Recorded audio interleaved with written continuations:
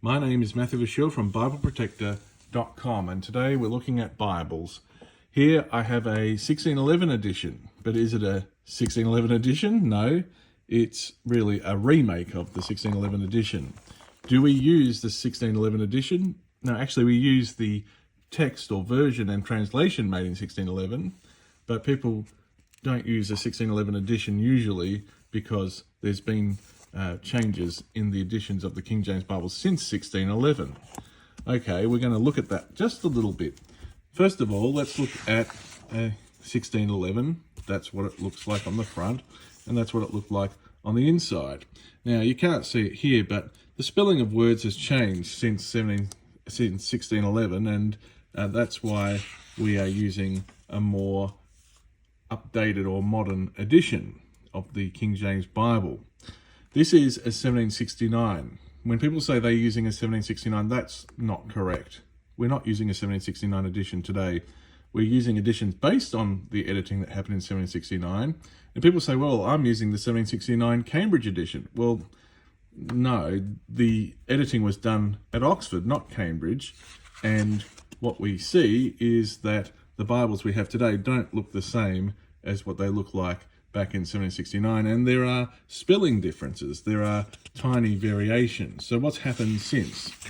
Well, when we look here, we see that in Joshua 19 verse 2, in 1769 and in Oxford printings, we find the word and Sheba, but in Cambridge, or Sheba. So what has happened? The same with whom ye is now in Cambridge printings, in the Cambridge editions, and not whom he, which was back in 1769 and other editions, and in Oxford editions today. I just want to show you a few things. Here is a interlinear Bible, and this is one which was printed by Cambridge, but there's Oxford ones as well, and they have the Revised Version and the King James Version side by side.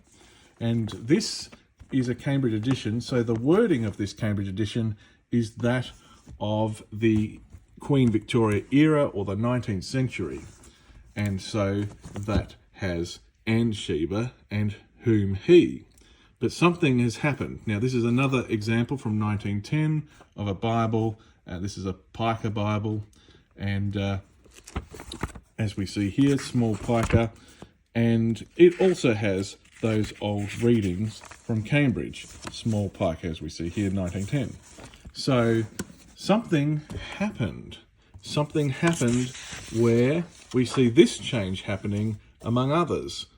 The word Gabba is being changed to Geba, and that happened in the Cambridge edition and Cambridge editing. For example, this one, which is dated to about 1915, it's a minion, and what we see here in this one is that the first change happened of some words in spellings, such as here, Geba, not Gabba. So it's the first time that had happened in the King James Bible.